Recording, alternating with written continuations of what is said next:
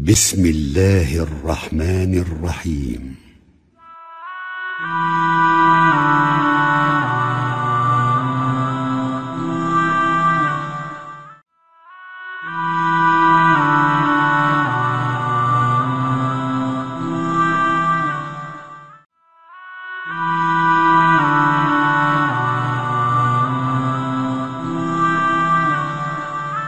Next one, tha.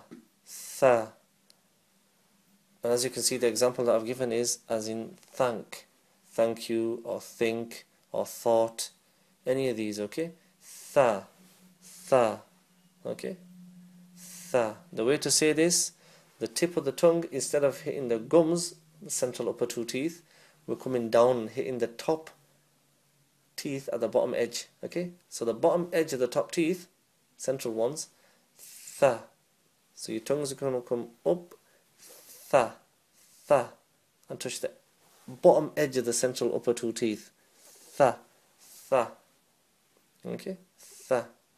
You don't need to stick your tongue out too much. Just the tip of your tongue will do. Tha. Okay? So far we have alif, ba, ta, tha. Next one, jeem. The word jeem, I've wrote obviously as in jeep, to give you an example of G. Then you just put the meme, okay? Jeem. The way to say this letter, the makhraj of it, it's the middle portion of your tongue is going to raise towards the palate. Jeem. A little bit further than the middle portion actually. Jeem. Okay? Jeem. You should notice that the tongue is raised. The central part of the tongue is going up towards the palate while you say this letter, okay? And you'll know if you're doing it right or wrong. Because if you leave your tongue in the position and try not to let it go towards the palate, you won't be able to say this sound. So, jeem, you can't say that unless your tongue goes up towards the palate, okay? So far we have alif, ba, ta, tha, jeem. Next one, ha. This letter is from the middle of your throat, and you're pushing out air from the middle of your throat, and it's not slowly you're pushing it out, it's a burst of air, quick burst of air. Ha, not ha. That's a slow burst of air. We need a quick burst of air, middle of your throat, and it needs to be sharp, like I've put the example there, hand. The only reason why I put hand, because obviously in English language you can't get this sharpness in any H, but the H from the hand, the abrupt, that sound, okay? That sound, okay? Ha. Okay, so you have to practice that. Sometimes it benefits people if you tell them, you know, like you have a piece of glass and you condensate that glass from your throat, and inshallah, I hope that helps. Otherwise, no problem, inshallah. It's a sharp burst of air from the middle of your throat. Ha. Okay? So far we have alif, ba, ta, tha, jeem, ha. Next one, and this is the last one for this lesson, inshallah. Ho.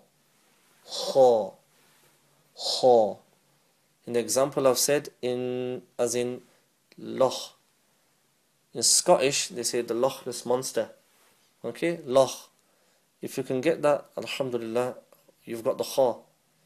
Now, another additional thing you need to understand about this letter, it is a full mouth letter, okay? So we don't say kha. We say kha.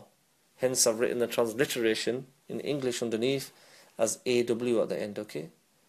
Just to make sure that you're saying it full mouth. Kha. And where does it originate? It originates from the top of your throat.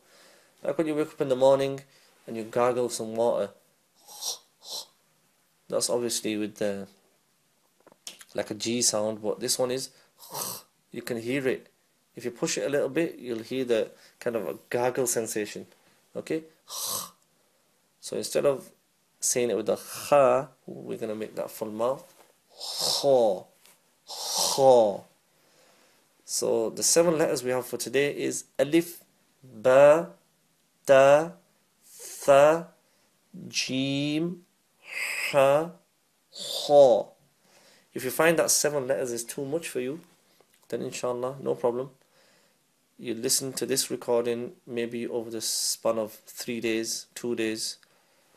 But please do not move forward until you think you have not perfected these letters, but to somehow understand at least what these letters sound like. So for the last time again, I will say Alif, Ba, Ta, Tha, Jim, Ha, Ha.